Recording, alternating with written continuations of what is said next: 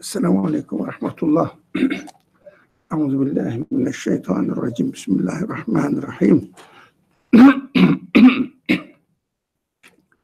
رب اشرح لي صدري ويسر لي أمري واحلل عقدة من لساني يفقهوا قولي واجعل لي وزيرا من أهلي هارون أخي اشدد به أزري وأشرك في أمري كي نسبحك كثيرا ونذكرك كثيرا إنك كنت بنا بصيرا. وصل اللهم على محمد وعلى آله وأصحابه وأتباعه وسلم. ربنا اغفر لنا وارحمنا وأنت خير الراحمين. آمين والحمد لله رب العالمين. آمين.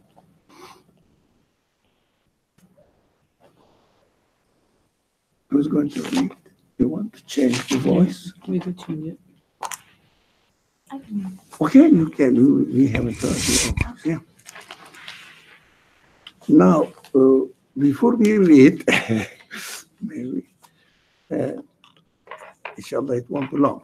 It's very simple. We are going to talk about something that we think we know. But first, it needs emphasis. The second, we will notice the details. The third, bearing in mind the date of the book which was written, the date on which the book was written, it was somewhere around early, very early first decade of 20th century. It means 19 something. And the author is dealing with the very fundamental belief matters in God and his attributes. It means in 1908, in a so-called Muslim Ottoman Empire, there was a serious problem, and the author wanted to address this problem. There was caliph, and if someone is looking for a caliph, yes, there was a caliph at the time. And there were Islamic institutions. The great majority of the people, something like maybe 99% of the population declared that they are Muslims, but there was fundamental problems that time in the minds of so-called Muslim people, let alone non-Muslims or non-believers. We know that early 20th century, even the late 18th century, naturalism, materialism were very much spread all over the world, especially among the intellectual people, not the peasants. They didn't know what was going on in the world, and they didn't bother, just followed their tradition. They were comfortable. Whether it was right or wrong, that's their business. But among the intellectual people who were going to administer the society, rule the society, and have the power to say something over the lives of the people, were very much contaminated with an atheistic ideologies. Very much. It is surprising. So that this tendency ended up with replacing the belief system in the minds of the people with secular, mundane lifestyle.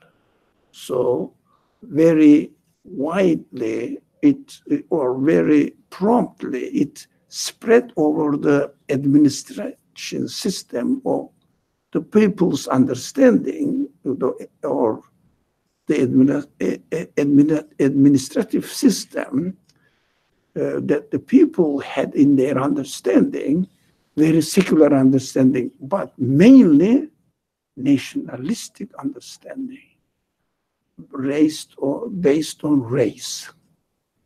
So they were, even the caliph was claiming that he represented the Muslims all over the world. Of course, physically ruled certain part of it, but great certain part of it, but declared that he is the caliph, khalifa on earth, not khalifa in the certain administrative system. It was Ottoman Empire. No, it was they didn't claim it before, but lately they wanted to claim that they are the caliph, representative of the whole Muslim population of the world.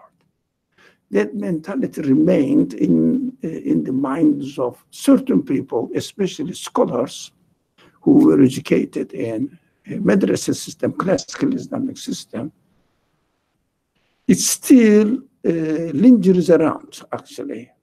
Those people who have classical religious understanding or education, not understanding, religious education, at that time, still they have this tendency that Muslim world must be, yes, united, that's a good idea, but under the control or administration of Ottoman Empire.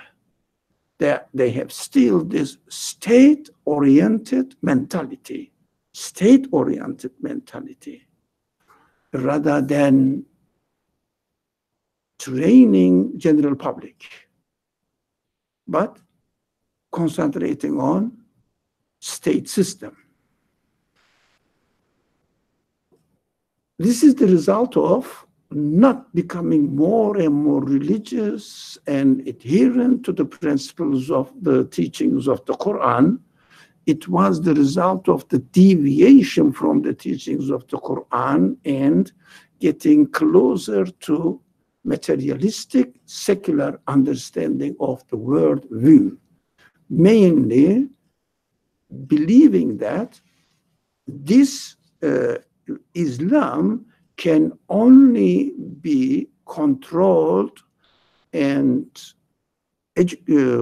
promoted by an administrative system. Without state, Islam cannot survive, or belief in general cannot survive. That was the mentality of the people. That's why under any kind of title or name, whether they were secular nationalists or they were just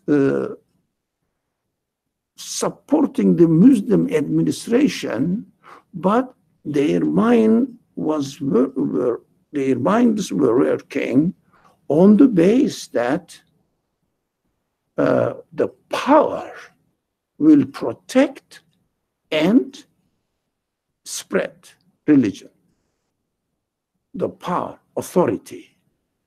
So that's why their mentality was oriented on state-centered understanding of Islam. Yeah, it's very important to understand this point. Otherwise, we cannot really make the distinction between being a Muslim and supporting Islamic administration, but at the same time having a secular mindset, which is based on power. You're saying if their expectation was that they would use power to spread religion, when like how does that make sense in the sense of the person who is thinking logically about this, that a matter of belief, right, a matter of faith, can be spread by authoritative? Yeah, it's a good question. Ask them. That is why where the contradiction lies. You see that contradiction. I am going to promote belief through authority. It's a contradiction. No, but that's why they failed. At the end, what happened? Nationalistic view prevailed in the administrative body, and then separation started, or also revolt started among the other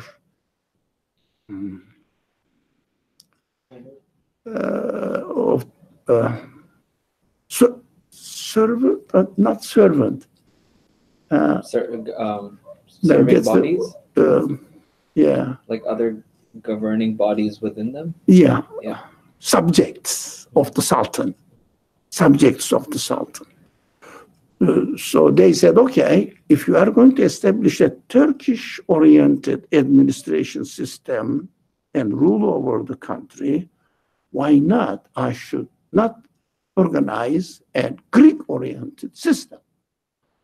The other one says, why shouldn't I organize a Romania organized system? The other one said, why shouldn't I organize an Arab-oriented system?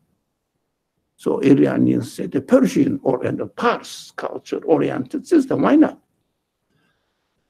It's based on Turkish-oriented administrative body understanding, saying that we are the leaders of the Muslim community. Whoever claims that we are the leaders of the Muslim community or Christian community, it means this person is promoting nationalistic idea. Yeah, but if they mean we, it means human beings, not a particular body of a race, understandable.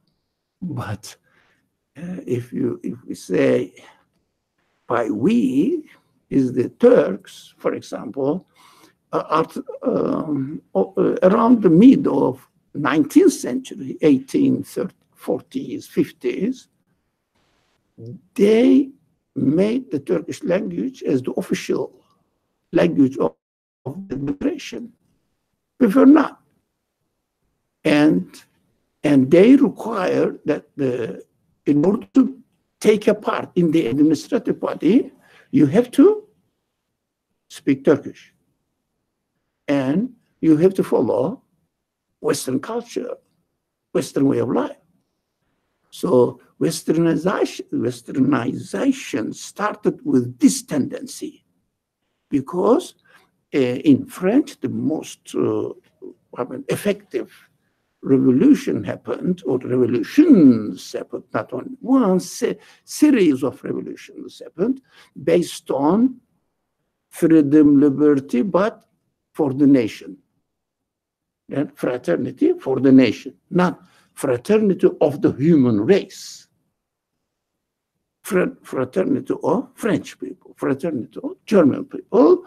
It affected fraternity of Turkish people, because three principles they followed: liberty.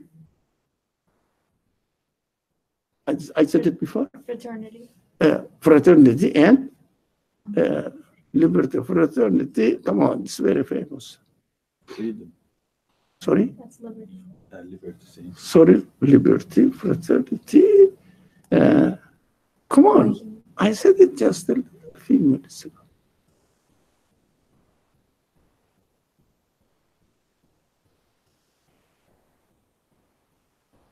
Okay, forget that. Liberty. Equality. Equality, so, but equality not among human beings. Equality, sort of freedom, not everybody in the world. For example, these three elements, fundamental elements of this secular understanding of the world, didn't prevent people from colonization activities. Because if it is equality, so the French people should be equal to Indian people that were not Pakistan or Bangladesh that time. Indian people, they should be equal to Chinese. No, French were equal. We are the equal. So the others are not equal. It means, it hinted, because of the secular base of the understanding. So alongside with this, in philosophical area, naturalism was spread by French philosophers, German philosophers mainly. Secularism by French philosophers, naturalism by German philosophers. Of course, the science side was developing against religion, against belief in God, and explaining the existence accordingly. So the author was aware of it, aware of the influence of this, because in Istanbul, people were speaking most at that time, you cannot imagine. Intellectual people were speaking French. In the streets, even, among themselves, not in the market to the greengrocer keeper, but yeah, in the market, in their own life, they had their own cafes, French-style cafes, and intellectual groups of the people, artists of the time. So, it is a very genius thing for the author to understand that he didn't really concentrate on nationalism is wrong. He wrote something very not a special one like this one that we are going to read. He didn't write naturalism is wrong, materialism is wrong. He didn't write on them particularly, but he wrote on how atheistic interpretation of creation does not make sense. That's what we are going to read. I mean, he realized the root of the problem. Now, do you think the case is better than an early 20th century or late 19th century now in the world? Depends on your definition of better. No, better in terms of belief. Believing in God and being convinced and interpreting the universe as the work of God. And of course, we will study in details how we are expected to interpret the world as the work of somebody who is transcendental. I don't think so. And now it is even more spreading into the minds of not only intellectuals, but ordinary people. Where? Everywhere. Everywhere.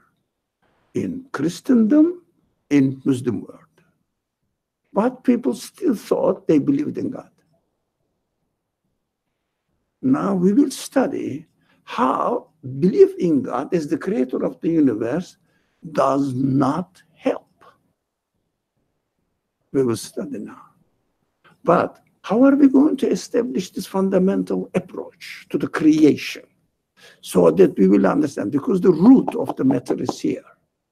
If you understand that the universe is the creation by a conscious, by an agent who has certain qualities that we should conclude about by examining the creation or the universe, then the rest of the matter will be solved. I mean, trying to understand the problem of prophethood, problem of revelation, God is speaking to people in order to guide them, problem of the belief in the hereafter, and the problem of belief in the one side of the existence which functions not in a material way, but in an obvious way, that this universe does not consist of only matter, but it is carrying the meaning as matters, or any matter. they carry the meaning. This is called a belief in angels, that they exist, such a thing. It means meaning of the universe, what the particle points to really exists. And this representation of the meaning of the matter is called in the religious vocabulary or rhetoric angels, or in the Quran, or that's what we should understand from. Then they become easy if we understand the function of the universe. That is the purpose of this section we are going to read. That's why the title starts with, be careful now, the book of creation. Now, it was known to almost everyone who has some sort of sane understanding of creation. The universe is very meaningful, so that it looks like a book. But the approach to the universe as a book had different tendencies. Now, the author is going to emphasize one point that is very important,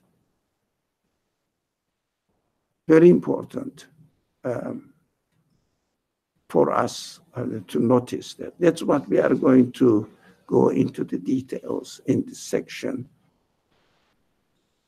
We should take it seriously. We shouldn't take it as that it's a subject that we know, that we believe in, but that is, we are fed up with trying to understand God, etc. But this is the heart of the matter, because the rest of the pillars of belief,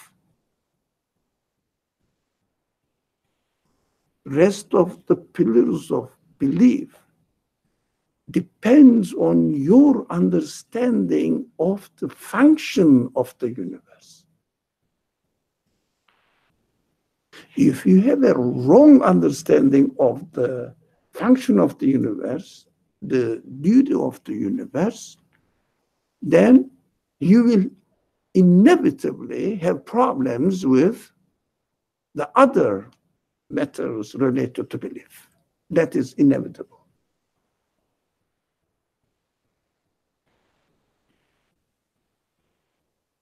Yeah. Okay, now we can read. With the books, with the word, which is books, will make look for us. Because I was going around where you were, and then I said, no one came. I thought, no one came. I wanted to set up in 465. I left a note in the email saying they were in this room. I see. Let's see if they read it. Yeah, if they read it. Yeah, okay, inshallah. Let's start reading. So we're reading from the Seabed of the Light. It's on page 2 for us. Second proof, the book of creation.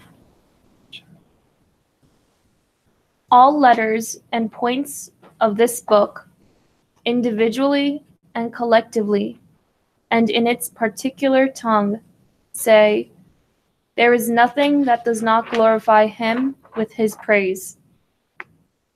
And proclaim... Now, this is the translation of the verse. Right, from chapter 17, verse 44. Yeah.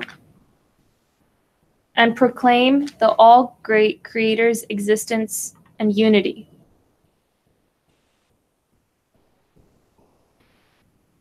So let me just go back. All letters and points of this book of creation, individually and collectively, and in its particular tongue, say, there is nothing that does not glorify him with his praise, and proclaim the all-great Creator's existence and unity.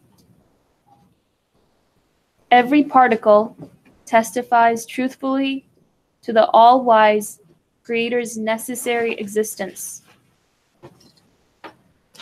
While hesitating among endless possible destinations, if they will constitute building blocks of a being, and in what kind of being they will be put, each particle takes a particular route and assumes particular attributes.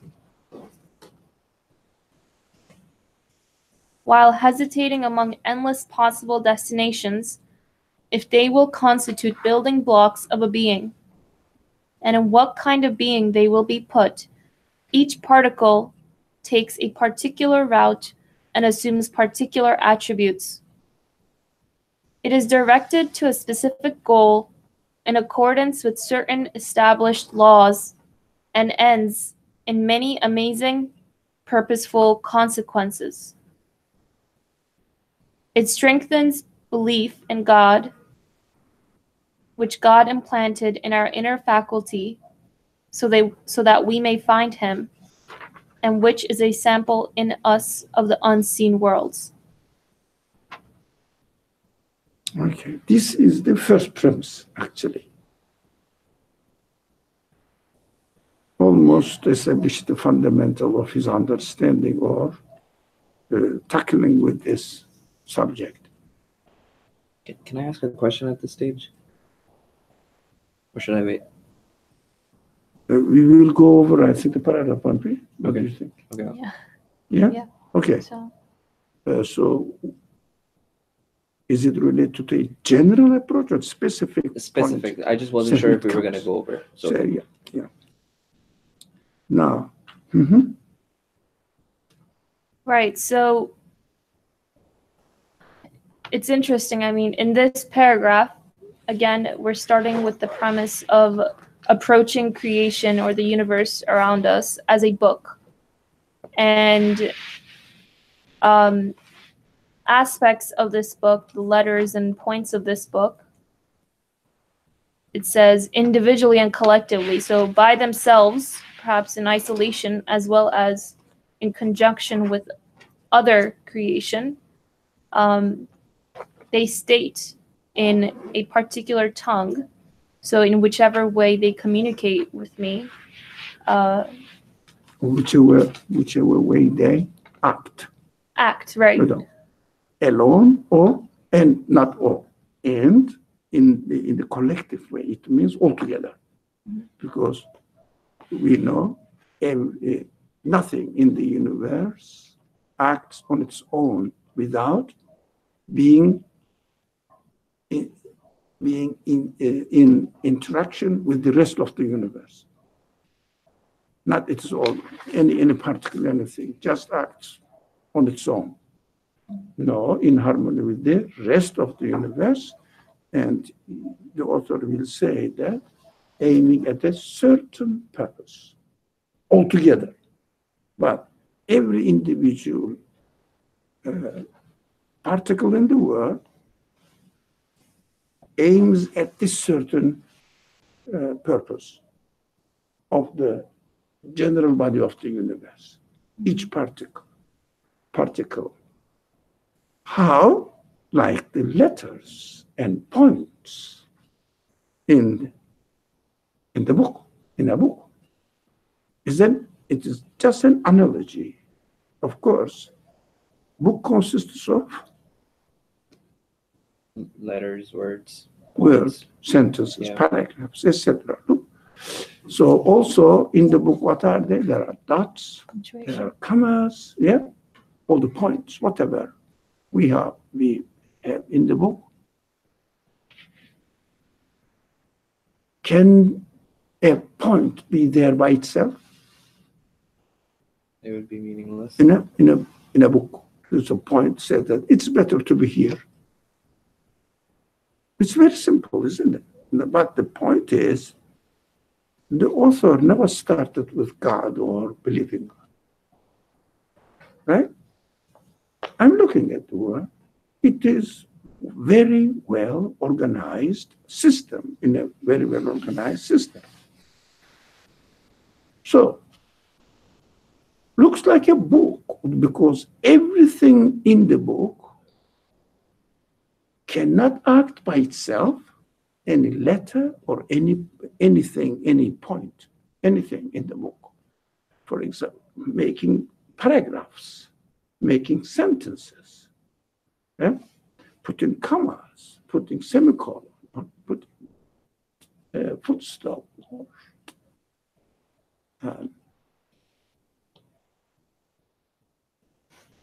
period. As a full stop. Okay? These are, if you can explain that, this letter is here, but it's a very simple example, very simplified example. This letter is here by itself. You have to explain that this letter is acting on its own and within the whole context of the book, because altogether, the whole content of the book is aiming at conveying a certain message. All of them. The sentences, the words, the letters, the words, and the arrangement of the book aims at to the ultimate age, the ultimate purpose, that there is a purpose there to convey a certain idea.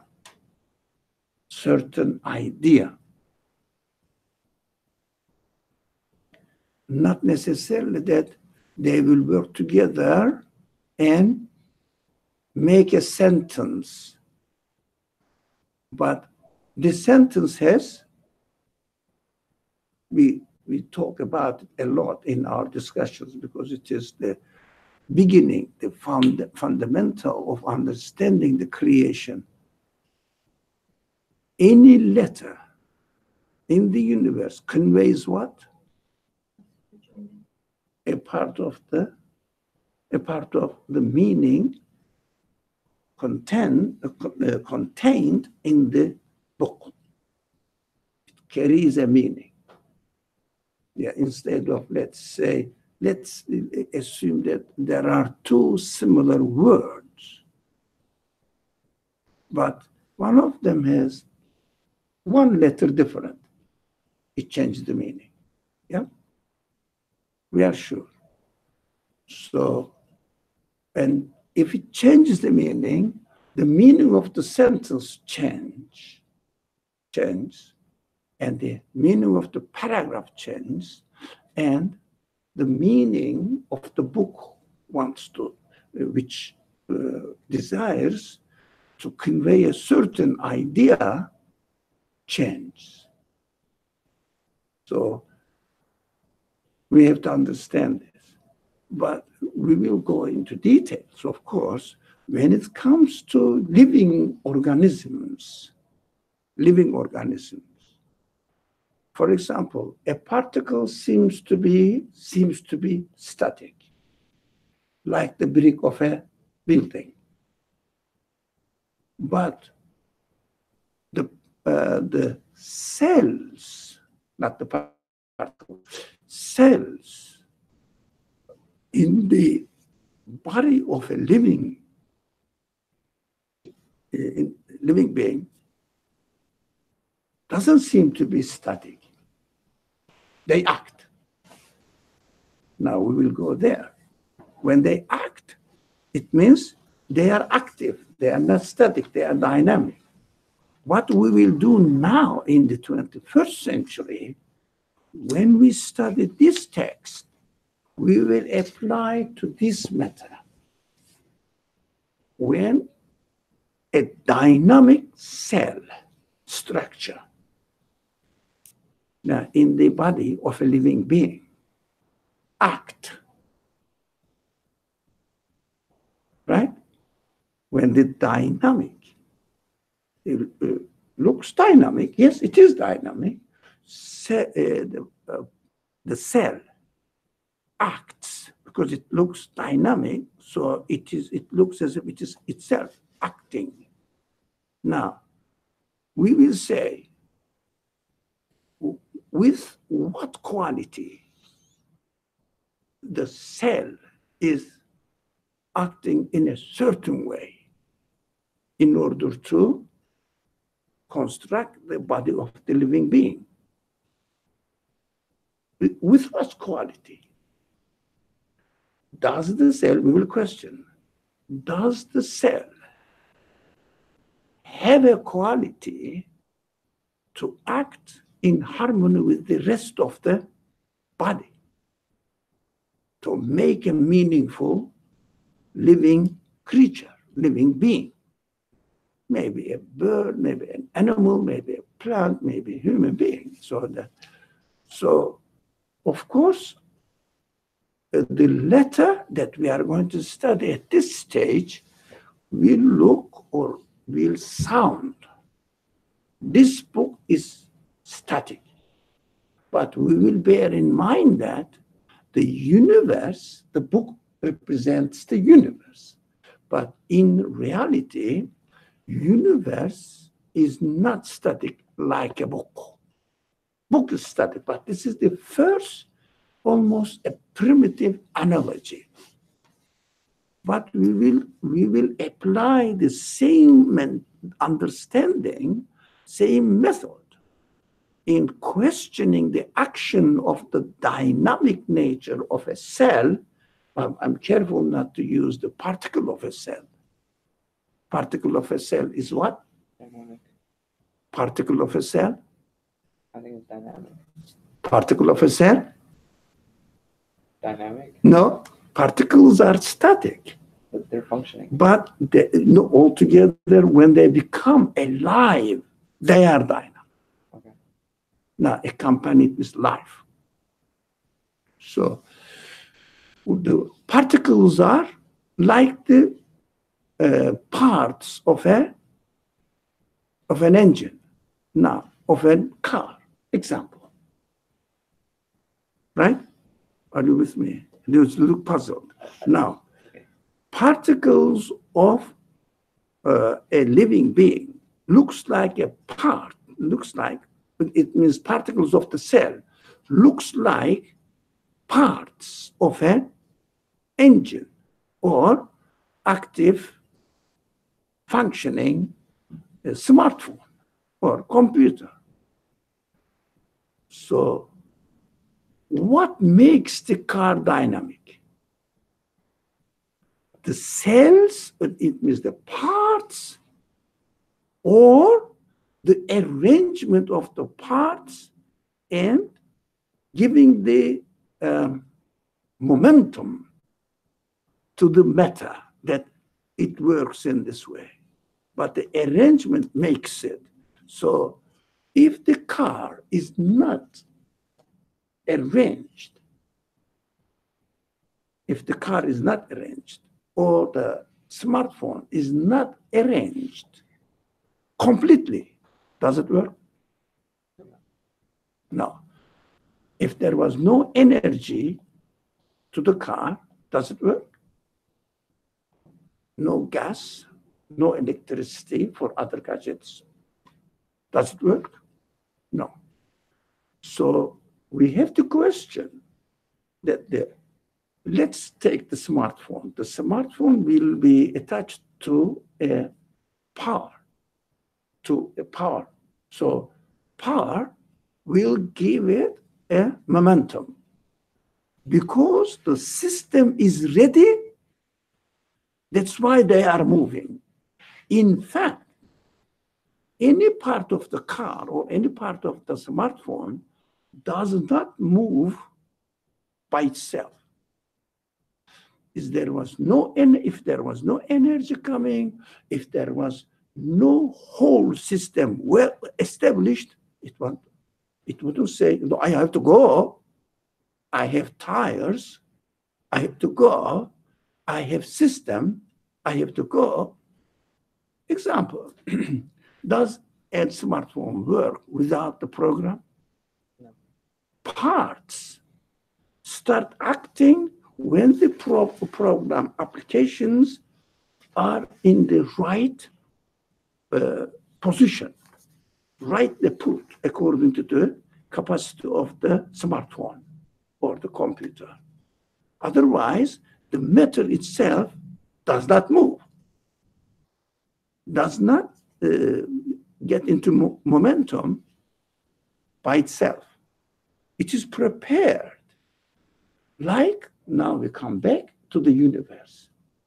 In fact, universe is not like a book. yeah, to see that the universe is like a book, it means it is a big insult to the universe. Right? This is the beginning of reasoning and teaching how we should reason, rather than saying that universe is like a book. That's why this says the book of creation. Creation infers what? Sorry? Dynamic. Dynamic act of bringing things into existence. We can move from the book into a, let's say, example, a film or movie. And even further, we will go. Movie is, after putting into certain conditions by an intelligent, conscious producer, and then technical side of it must be also established or prepared in order to function in a certain way. Then the parts, if you like, the frames of the pixels of the computer or smartphone starts functioning. Otherwise, the pixels cannot function by themselves. If there was no program, now, not alone the life. Now, life is not enough. Program is needed. But the program must be such that this program will make the static parts of the machine or static parts of the car, simple example, the simplest example, make it move. Energy. But moving where? It must be programmed to a certain purpose. When this part of you will demand it or prefer to do this way, you will function that way. It is already arranged before the iPhone becomes dynamic. Similar to the universe. Now the universe is not static. That's why we have to update it and bring the subject into, especially today's world. Universe is, in fact, not like a book, but plus, it is like a book, plus a dynamic book. Even there is another matter. Now, your body, human body, example, your body consists of static elements, but organisms altogether prepared, energy is given, and the program is given, and your body starts moving, but not aimlessly. The simple example is any letter in the book is located in a certain location, not purposelessly, like that. So this action is not purposeless either. So the universe is not static. Universe is active continuously. The act of creation is renewing, because the things we will study, that the things cannot bring themselves into existence. No one can claim, no atheist or scientist, materialist scientist can claim that universe, the part of the universe, or the whole of the universe can give existence to itself. It doesn't make sense. Not only scientifically proven that, but no, it doesn't make sense. Anything will give existence to itself.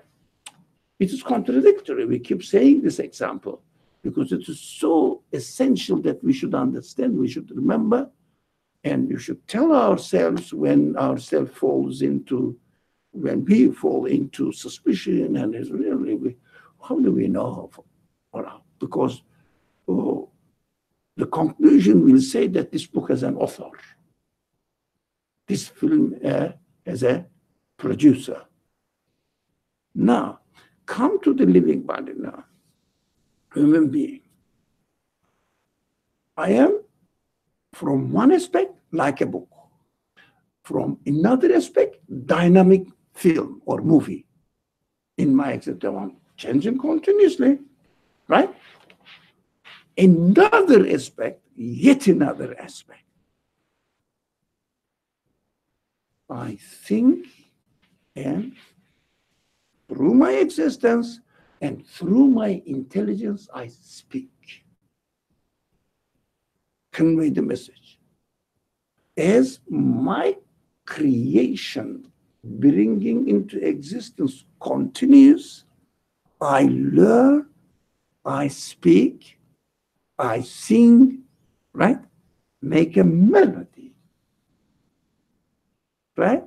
The universe is in one aspect like a book, in another aspect like a movie, in another aspect it is continuously speaking, exposing the meaning ingrained in its existence.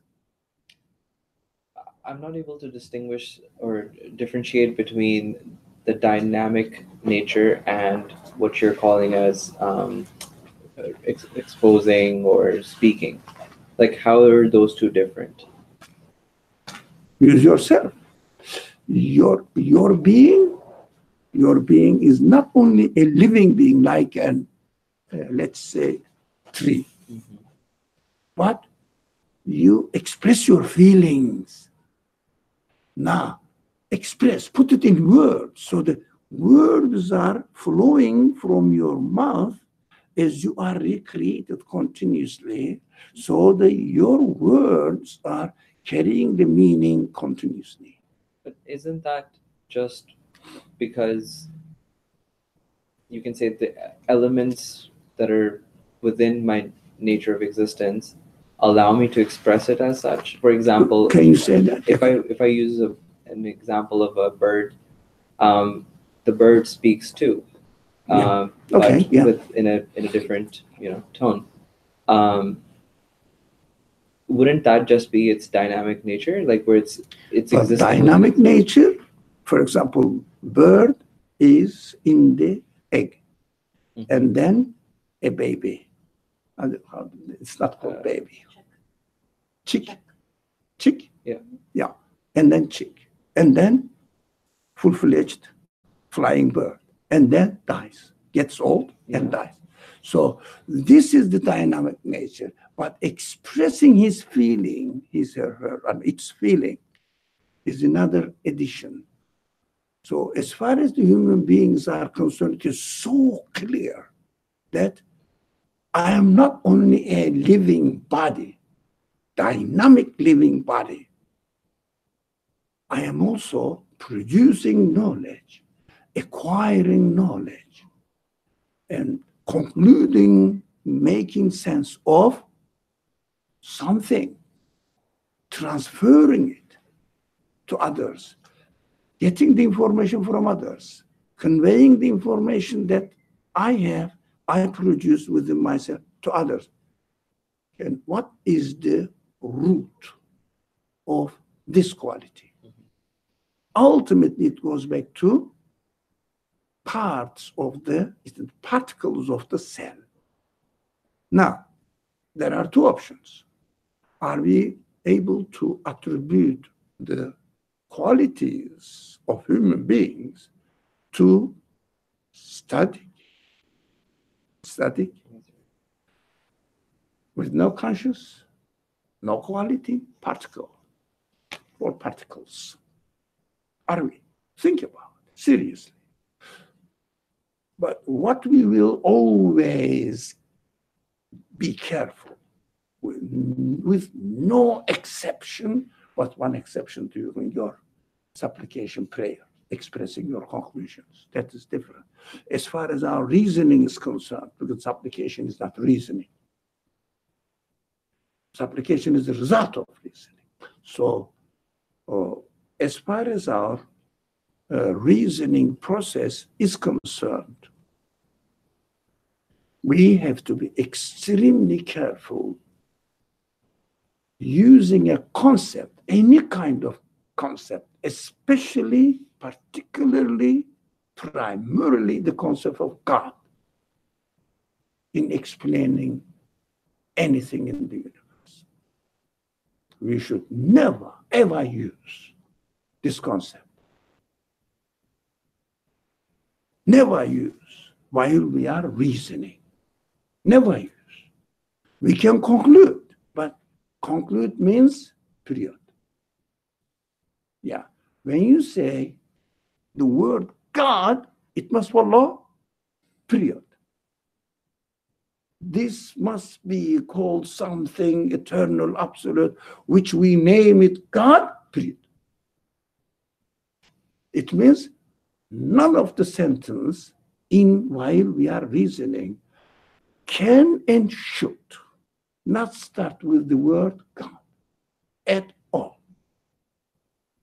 Now, with no exception, but supplications of human beings are not reasoning. Results of reasoning, that is different. While you are reasoning, you should never construct a sentence which starts with God or a supreme being or the creator, any kind of language at all, the vocabulary on this category, in this category. Never. Then you can be consistent. Otherwise, you contradict yourself. It is inevitable. Think about it. We keep telling this in the classes because the disease, very common, how do you say? Epidemic among all kinds of believers in God and some sort of belief matters, right? Which is ghaib. They use ghaib, a terminology which belongs to the ghaib, in order to explain which is present. This is the handicap of the whole people who claim that we believe in God. But it doesn't mean that everybody is included. No, there are many exceptions to this, but it is an epidemic. Epidemic doesn't mean that all human beings got the disease and they are going to die and human race will finish. No, but epidemic. That's why we have to we have to realize what is going on in our presentation of the belief to new generations so that the new generations don't accept. Will you accept yourself using a vocabulary which represents type, with not you cannot experience it, right? You cannot experience it in order to explain something you are experiencing. You say, excuse me, I don't have this concept because this concept is not represented by any part of the universe which is accessible for me. That's why in box, Fauj and Fauj. So the leaves religion. The people leave religion. Why? Because the way they are presented is contradictory to human logic, human reasoning. So we have to avoid it. We have to avoid it. Apart from the supplications book, we should never expose ourselves and waste our time to read any argument which bases, or any book or any source, which bases its argument by using a vocabulary belongs to ghaib. We will leave it. It just causes confusion and really pollutes your mind, and you cannot really be satisfied within yourself, but repeat yourself. It doesn't mean that you are moving, you are repeating yourself, like the car on the ice. Yes, the tires are moving, but the car is remains in the same place, like this. You think that you are reasoning, but you just repeat yourself without moving ahead.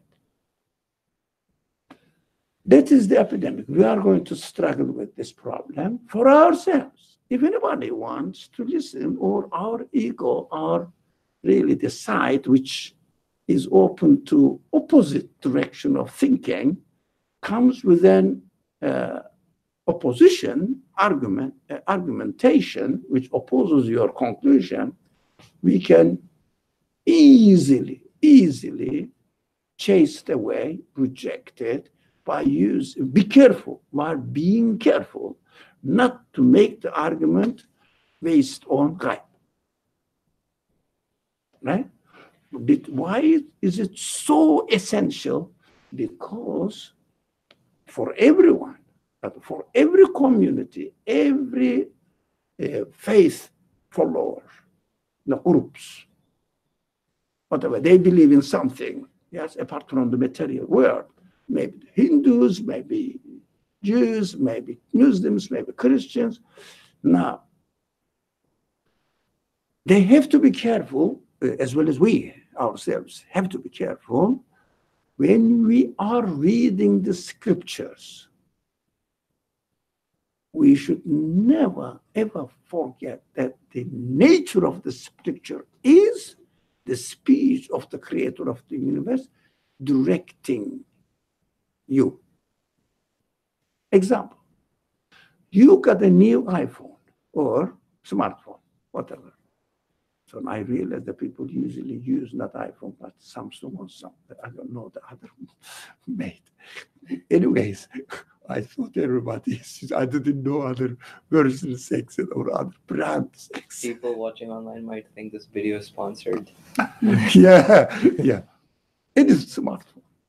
Yeah. If I am going to teach you, let's say I am the maker of the smartphone. Yes, designer, maker of the smartphone, and it is programming. Let's say I'm the one example. And what I say, I made this to function in this way, right? Because I am the producer, I'm the maker, right? But as an audience, as a listener or addressee, what are you going to do? I say, you must have noticed those people who teach me how to use the technology. You must know, look, don't do it. Show me, I will do it. So that I will confirm what you said is correct. That's how we should read the Quran. The producer is speaking, the maker is speaking, right? No, you are going to go somewhere which is completely collapsed about this subject. We have to be extremely careful, never fall in love with a furious preacher talking about the Quran and Hadith narrations, etc. Still stand up and leave the place. It's going to pollute your mind. You have to find your own way. Yeah? So I never go to the mosque to listen to the preachers or the imams. They will pollute my stream of thinking. So I don't want to corrupt it and pollute it. So I leave it. Because thus far, almost, I've never seen any exception in my life. There are some, but they cannot speak in the mosques or in the religious institutions, because the people who run the religious institutions are not ready to listen to this discussion, for example. They will say, aren't we going to say Allah? Oh, which kind of believers are we? So leave them. Leave them alone. Yeah? As the Quran says, leave the jahilun. All right? وَأَعْرِضْ عَنِ الْجَاهِلِينَ. That's the Quranic expression. Leave them. Say salam and go. Okay, thank you. Go. That's what I do, practically I do. When I was young in your age, I wasn't so sure about this approach, but I'm now absolutely sure, with no exception. If someone starts preaching to me as imitating the language of the Quran, I say, Assalamu alaikum. Bye-bye. Bye-bye. Okay, continue. I'm not going to waste my time. Now, as a listener, whatever you say to me, what I want to do, you say, if you press F3, you taught me this, you will have all the open the desktop windows on your desktop, right? I say, where is 3F? You say, it is on the left. No, let me do it. Let me do it. If you go and put your finger, I say, no, stop. I will do it so that I will get used to it. Now, what does it mean? When we read the Quran, the Creator says, I made this machine function in this way to get the end or this result. I say, please, okay, let me do it. Where? Where do I do it? Where? In the universe. In the universe. If the Creator says, which it is very much frequently repeated phrase in every kind of, not every kind of, really, the Torah and the biblical sources and the Quran, God says, I created the world. Right? I set the things in motion. Right? So, haraka. So, I did it with calculations. Yeah? بحسبان. What I do? I say, okay, stop. Stop. I understand. Let me practice it myself. Is it really brought into existence? Is it really set in motion by someone else? Is it really what I will do?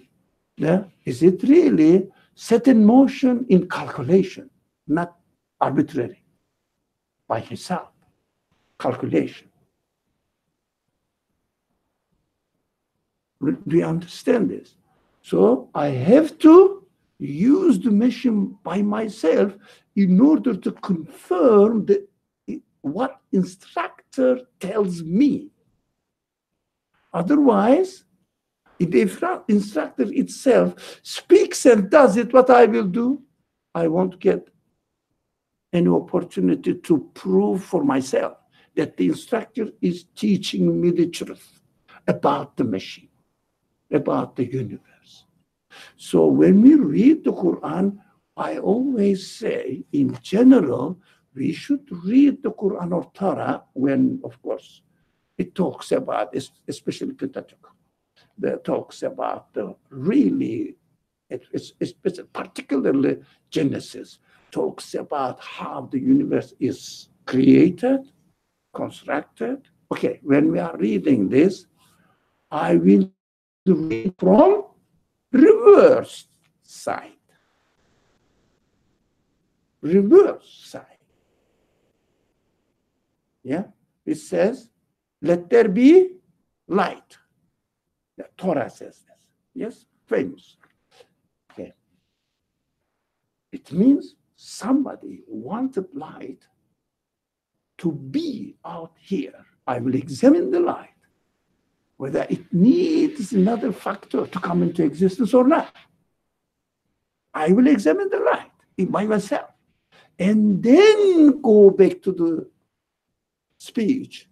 Let there be a sign by the one who gave the claims that he gave existence to the universe. Is it really true? I have to examine the existence of light, whether it exists by itself or it needs an agent which gave existence.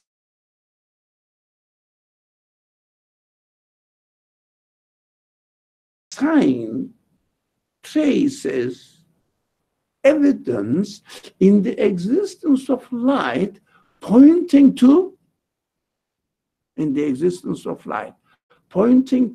an external agent who has the capacity to give existence to the light.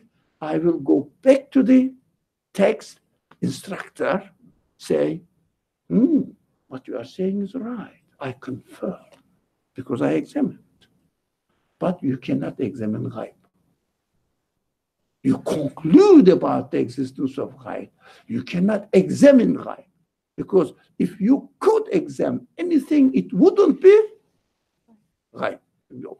This is a very precious, important, but simple matter to realize. You don't have to be a genius to understand this.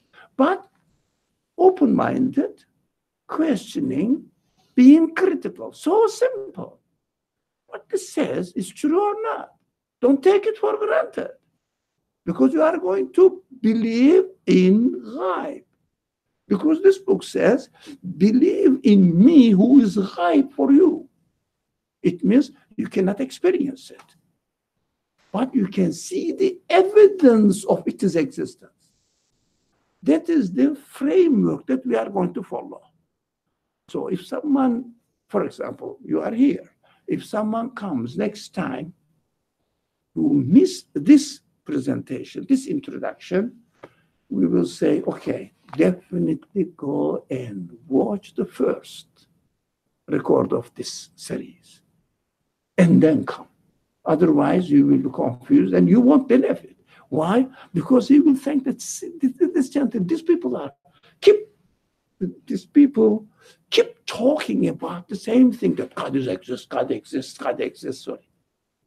I know God exists, the universe must have a creator. That's it. It doesn't have more than a 1% value. 1%. Even it is worse to me. But for an intelligent, educated, reasoning person, we are not judging about those people who cannot do this.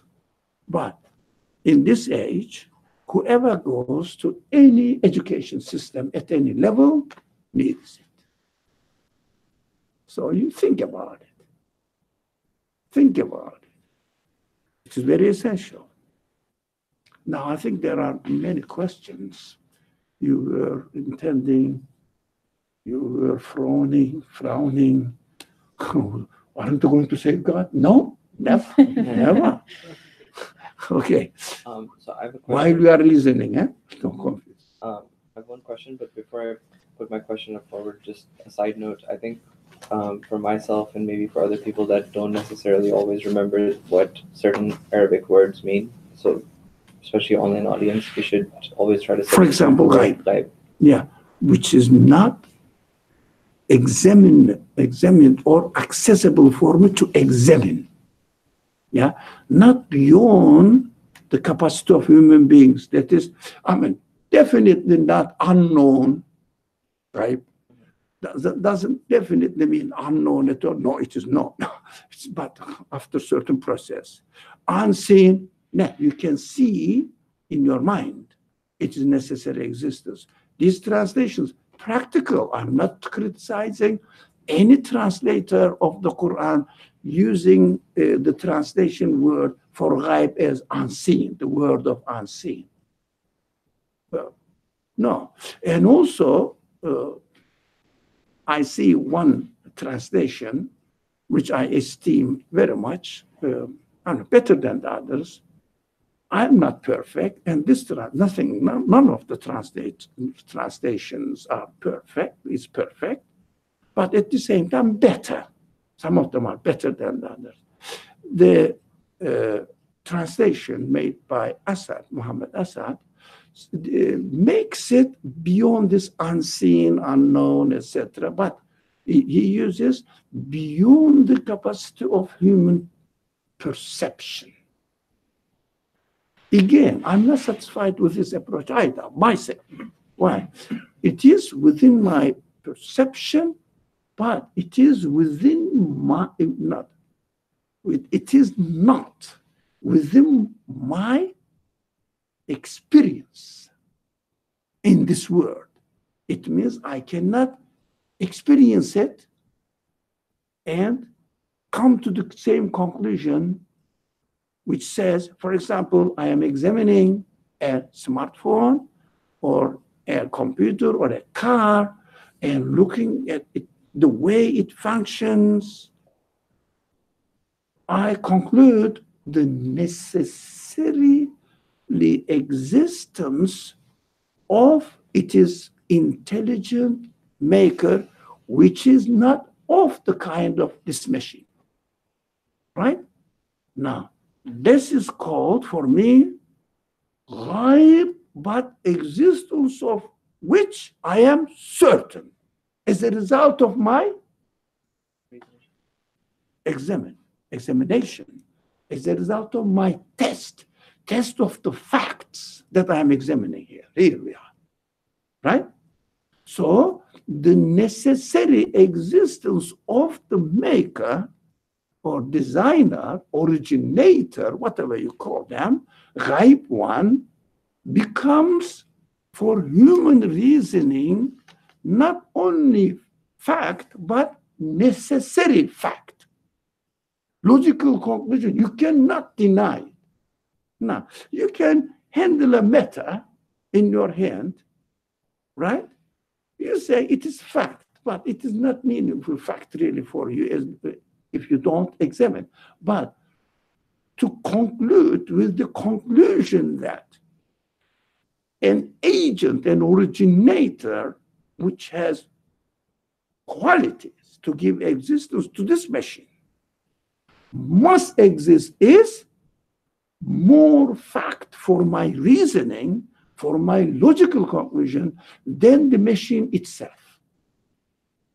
So let's keep the word fact for within the language of a believer, not leave it to scientists who interpret the fact of the universe without giving its due right. Because its right is, as the author of this book, Nursi, says, for example, the book witnesses in a surer way than its own existence to its author. Because human beings conclude that without the author, book cannot exist at all. So accepting and confirming, which is ghaib for you because you are not experiencing the author, can you? You may not see the author. For example, the author of this book is dead. I have never seen him.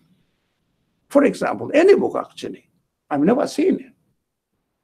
Now, that is ghaib for you now as far as your experiential field is concerned, right? But what we have in your hand, book confers or refers, points, witnesses, whatever the word you use, to the necessarily existence of its author more than its own existence, because when you come to this conclusion that author must exist, now you can say, if this book did not exist, author's knowledge definitely exists. Do you understand? Of course, you reach this point, this conclusion, through examining the book, but the conclusion is surer than the experience of the book itself. But because human beings cannot do it without confirming the necessary existence of the author. Or if it is not book, now you can generalize it. All the books written in a meaningful way must have their own authors, if it is a book, right? Look, even you didn't examine another book, but you said there is another book, I don't know, in Alaska. Okay, you must have an author, if it is a book. You see, you didn't examine the book. Now the conclusion becomes surer, more certain than the existence of the book. But the conclusion, in order to go to conclusion, book is necessary. One book is necessary. That's why this text will always emphasizes on even a single letter in the book witnesses the absolute knowledge of the author of the universe. Even you didn't examine another particle somewhere, that doesn't matter. Any particle in the universe, as long as it is a particle in the universe, must have an originator, whether I examine it or not. But after examining one, at least one, this conclusion is more certain, more definite than the existence of the book itself. So we have to say, belief in God is fact. Now, the universe is a fact, but not in a minuscule, small f. Belief in God is a fact, is a capital, or how do you say it? Big letter, capital F. Because when you reach this conclusion, you can use capital F, which signifies the necessary existence of the fact. Now, F, capital F is unique to it. And for everything in the universe, right? Valid, this conclusion. But you studied only one fact with minuscule or lowercase f, right? That is why belief in God is the fact, and examining the matter is examining the facts. Yeah?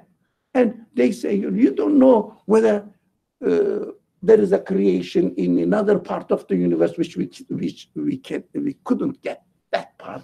How do you conclude that it is also created by the same creator as the universe was? Excuse me, I concluded in my reasoning as a human being, necessary existence of the fact. I don't need to examine. It doesn't mean that I shouldn't investigate, try to discover. Yes, you can expand your experience, but the fact never changes. The fact never changes, right? Universe changes.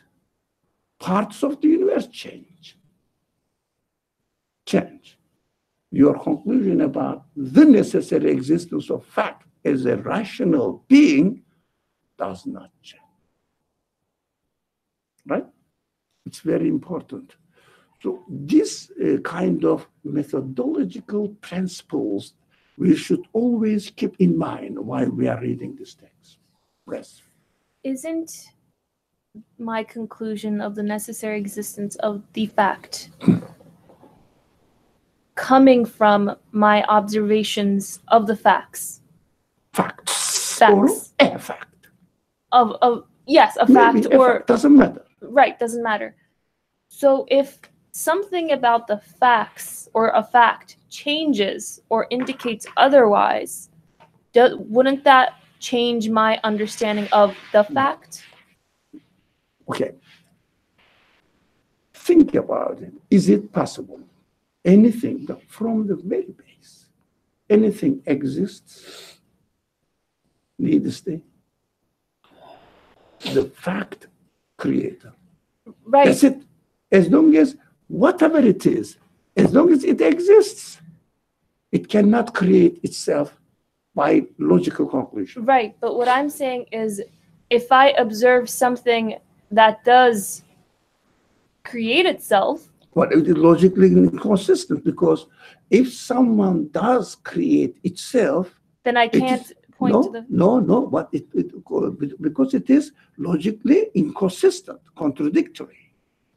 For example, something creates itself.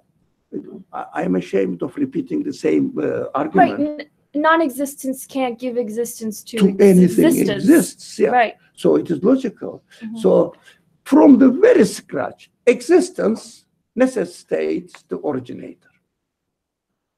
So as long as you get an existence originator in your evidential area, it means this universe. But your conclusion, the necessary existence of the fact, is not of the nature of the universe. Right. That's why I cannot say that if it exists. Some stupid philosophers say that, to me, that's stupid. They are really. Philosophers say that claim this. If there is a God, God exists. So what is the source of its existence? Because anything exists, needs a source of existence.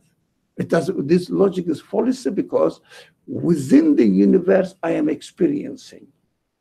And my conclusion is, whatever exists, by definition, it is existence necessitates a source of existence, which is not of the same kind. So I cannot use the same language for the fact. My conclusion is that this book has an author, right? If someone says, okay, who wrote this book is written by an author. Okay, who wrote the author? The author is the originator of this book, by definition. Of course, in the created world, author is a created being. Mm-hmm. That is not analogy. That is just, spoiling the analogy or misusing the analogy. The analogy between the book and the author. The existence of the book, using the book as a sign, and the existence of the author. Now, we know that if we are experiencing only the book, we logically conclude the necessary existent fact, the fact with uppercase F. So the fact is a general conclusion, and I cannot use another argument saying that if it exists, what is the source of existence of that thing you are calling the fact? No, it doesn't work in this way, because when you say the fact is not equal the facts we are talking about in the universe. It's of a different nature. Right. Now, it is a completely different nature. So it must have, for example, author is the author of this book. That's it. So book witnesses the existence of book, witnesses the necessary existence of an author. That's my logical conclusion. So am I allowed to speak about the fact itself? No, because I cannot speculate on it. What can I say?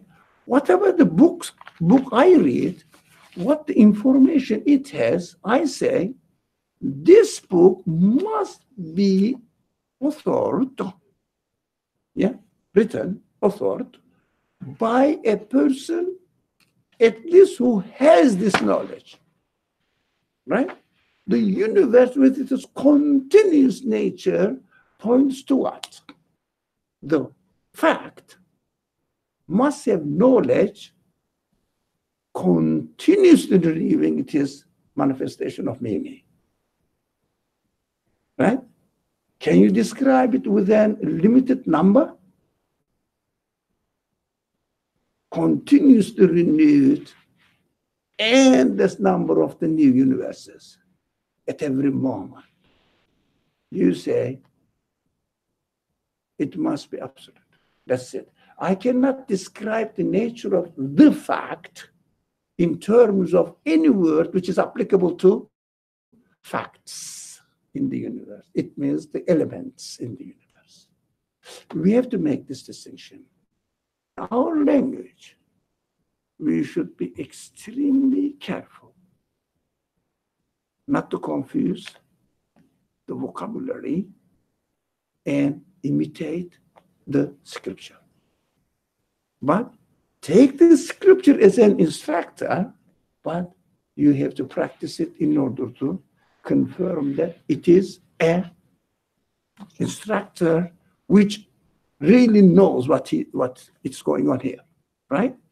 It's an example. So always analogies must be taken in one sense only, where the analogy is made. Where the analogy is made. Don't expand it. So we have to be very careful not to fall the trap of this stupid people think that they are reasoning. They are just trying to confuse. They are confused in their mind, but they also sometimes deliberately try to confuse the people who cannot really think in a proper way. We have to understand that their attitude is completely biased attitude. Yeah, we will understand that. So, what legitimizes this? Their confusion, apart from their own intention or biases or decisions made previously, that I'm not going to accept God, this kind of thing. Apart from this, it is their problem. But as far as those people who claim that we believe in something, the way they present their belief definitely helps them, supports them, give them the opportunity to confirm that they are right in their unbelief. That's what we should be very careful not to undertake this responsibility if we are using or speaking to your ego. Ego wants to self-defend itself and wants to own itself. So this tendency, so you know that if you question it, it falls. Yeah. As soon as you question it, it falls. Can I own myself? No, I don't know. What the hell, you know, I exist. So I cannot claim it. You just reject it easily. Apart from this, but in the social context, they are supported by those people who propagate religion with irrational ways based on imitation of the scripture. Not taking the scripture as a guide, but imitating the scripture. Speaking as if they are God. Because the scripture is the speech of God. Right? Imitating. So we have to be very careful not to use any imitative language. So,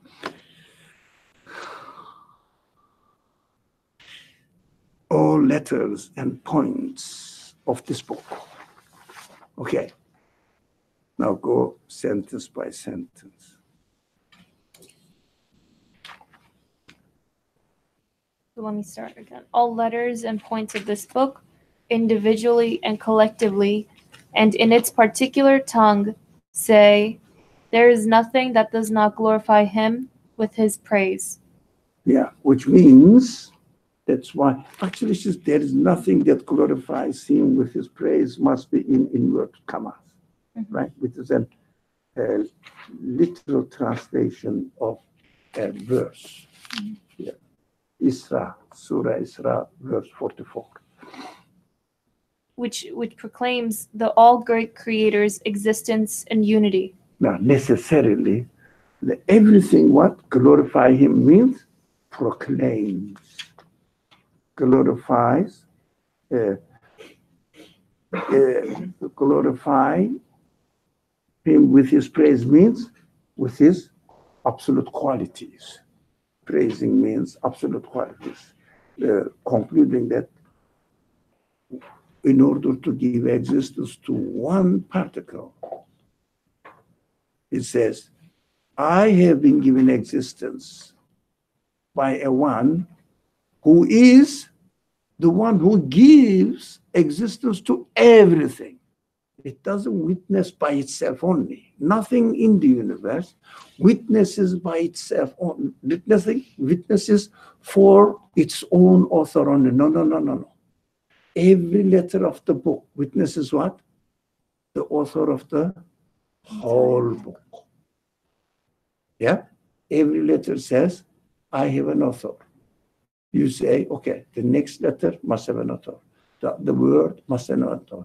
The sentence must have an author. Paragraph, must have an author. And chapters, every chapter must have an author. Complete. Because every letter says, the book has an author. I am a part of it. It made me a part of the book. I cannot make myself exist. One, two. I cannot make myself exist within the content of the sentence, paragraph, chapters, or whole book. That's what they witness. Not only their own existence. So that's why glorifies his author and with praise, saying that you are the one, the author, my author. You are the one who is the author of the whole book. That's what the Quran fundamentally teaches. Alhamdu, all praise, lillahi rabbil alamin. Every single being in the world says, Alhamdu lillahi rabbil alamin. It means all the qualities you have observed and experienced in my existence, everything says, all the qualities belongs to the one who has authored this universe. Right? That's why praise means this. Right? Praise. Otherwise, if we understand praise means, I don't know, what is the word for it? Praise. Flattering somebody who. So making, usually understood in a simplest way, making Exalting? Being gracious to him, you know. So all grace belongs to him. This kind of understanding. But the praise doesn't mean any of this. Only includes all, but doesn't mean only this. So the proclaim, it means everything proclaims the all great creators' existence and unity. How do we understand unity? Just to repeat, to confirm not oneness, but absoluteness, being not the nature of the thing they need to be created. They need to be given existence. Now it means unity, unique. In its being, nothing is like it. Yeah. For example, none of the author of the book looks like none of the letters, but it is the author of all letters. Got it?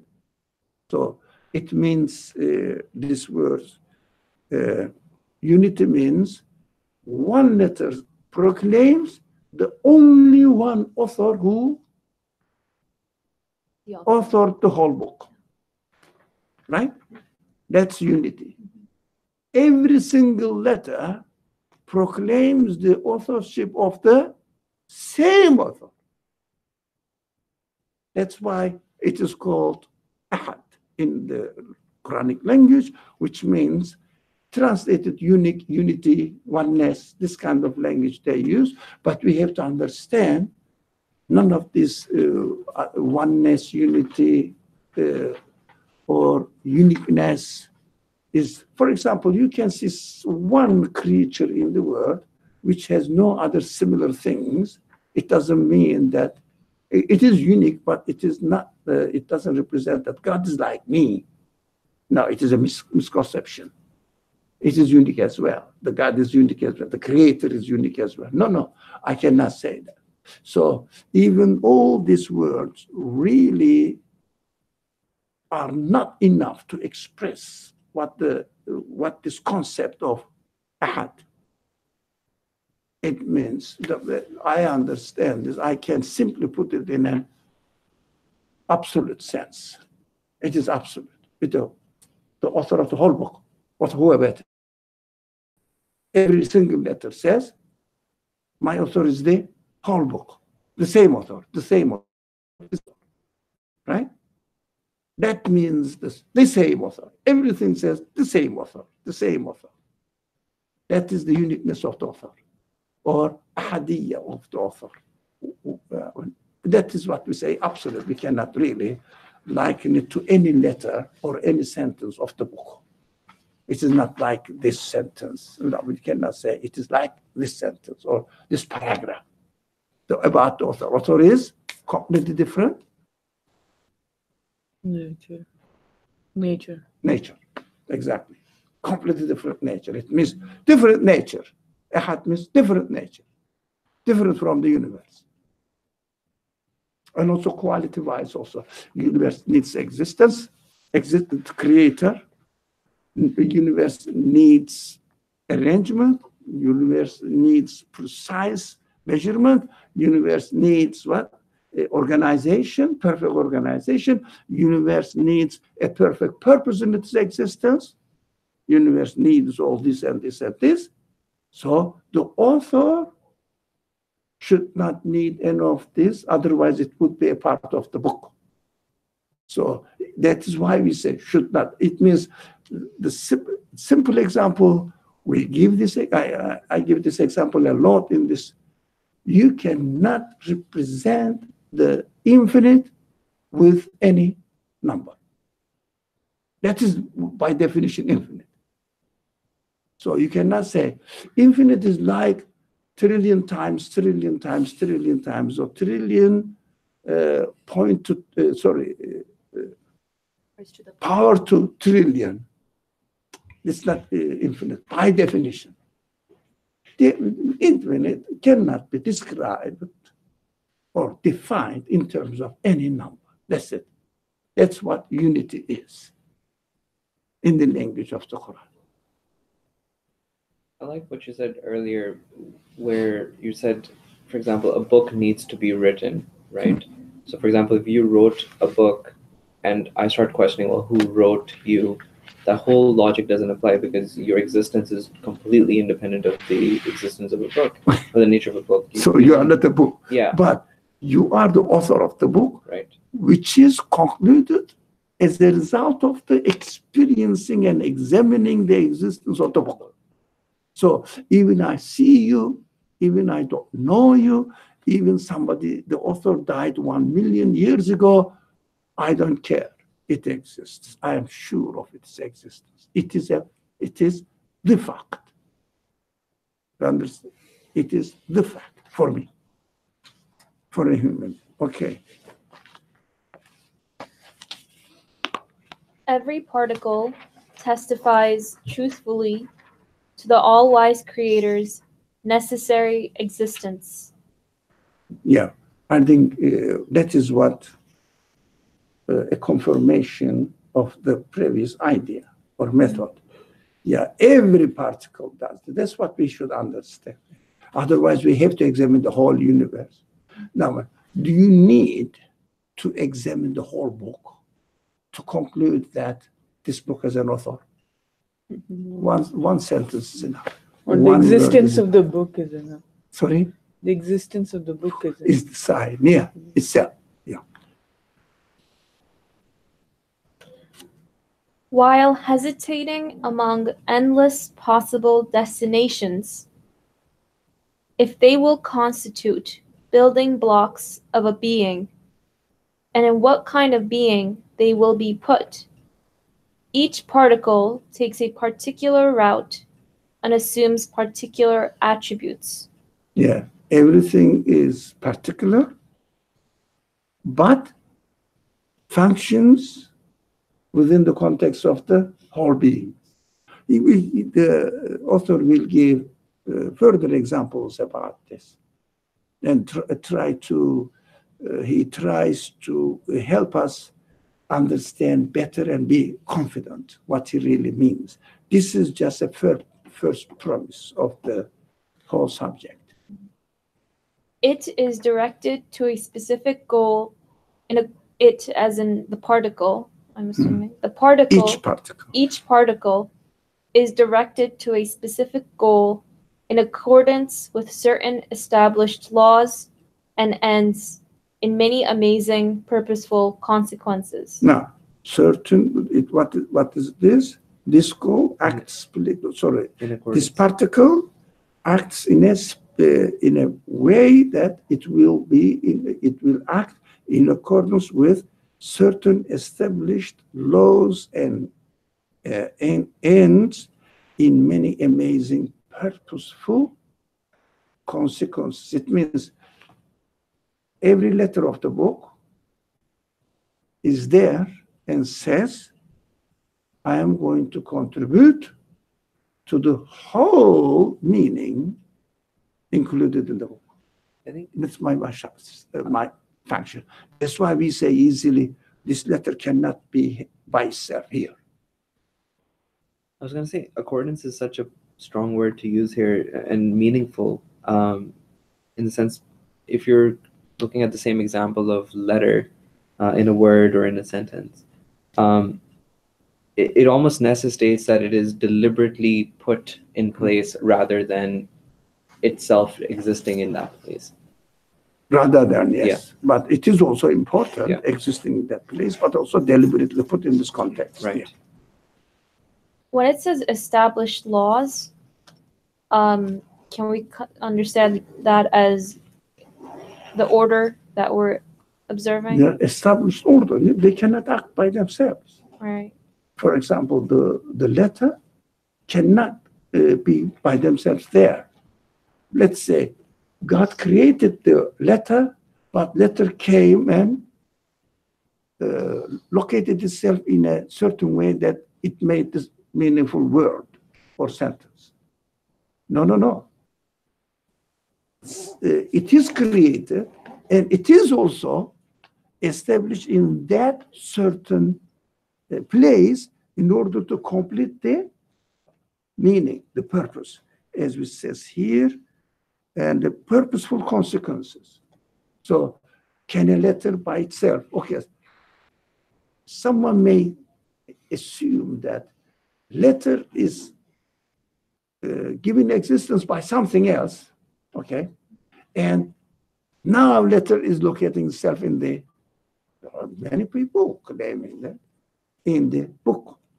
I will be here to make a perfect sense. So what they say, adaptation, natural mutation, the letter goes here, and then when it finds itself as the conscious but reasonable being, that, it makes sense for me now to be here because the sentence is complete with me. Can you imagine that? That's why we have to understand every sentence is meaningful as a whole, every cell is meaningful as a whole, but the parts of the cells are static particles, right? And put in a certain place and gave or is given in a certain momentum within the order. They cannot go out of the order. That's why people use the word laws. People use the word laws. It means, let's say, subsections of the whole order of the universe. But it is this order. So what I would prefer to you, we should not read the last sentence of the paragraph today. We should stop here by this concluding that purposeful consequences, right? We should stop here because the last paragraph is opening up a new dimension in approach.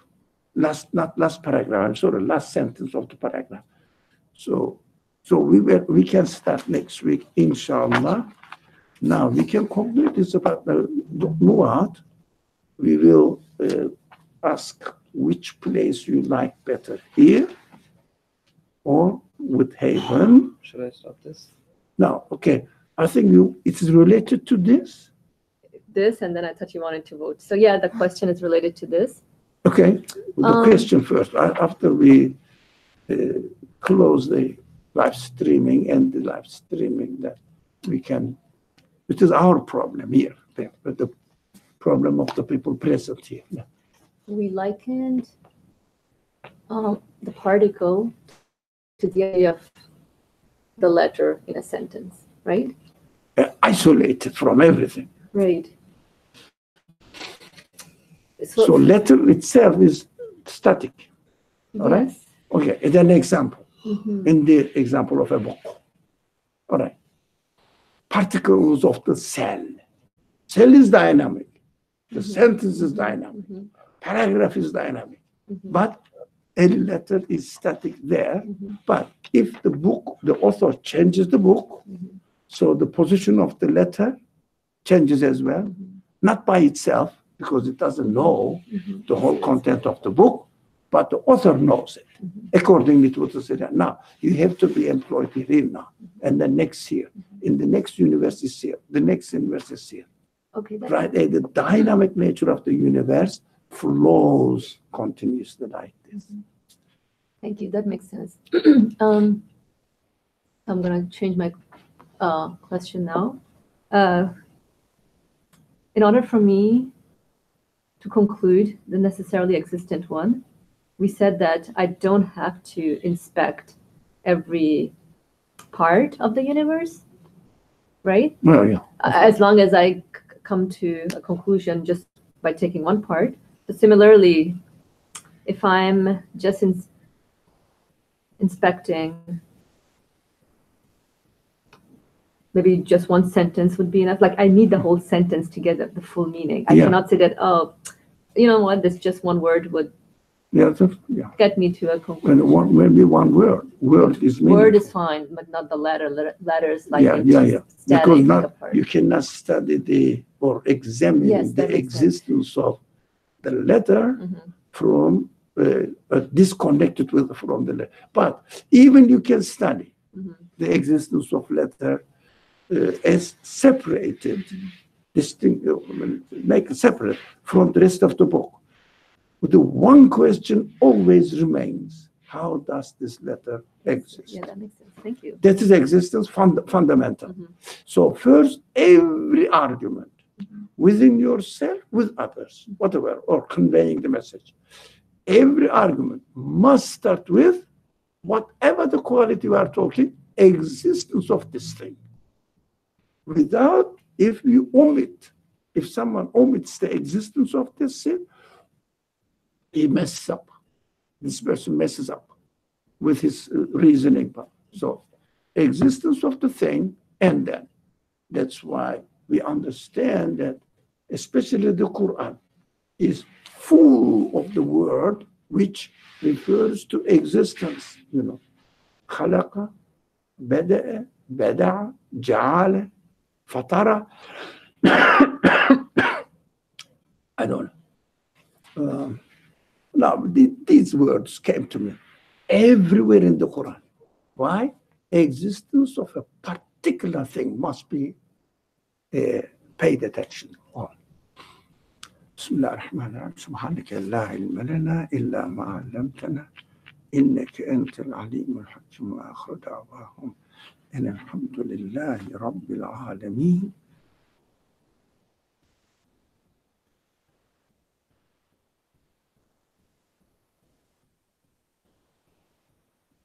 Today is the third? Second. Second, okay. Makes sense. Monday must be the fourth. Let's vote. Okay. Should I stop?